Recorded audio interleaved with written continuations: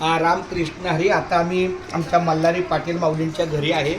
त्यांच्याकडेच रात्रीचं स्नेहभोजन झालेलं आहे आणि एकदा हे भोजन झाल्यानंतर लवकरात लवकर पावसा पाण्याच्या आतमध्ये आम्हाला आपली तो कुठला मेन ते पाटील नाव काय जिथं आम्ही थांबलो होतो आपलं मेन गल्ली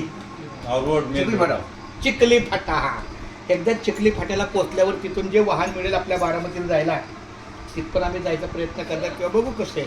चालतंय. रामकृष्ण हरी. रामकृष्ण हरी. राम हे बोल रामकृष्ण हरी.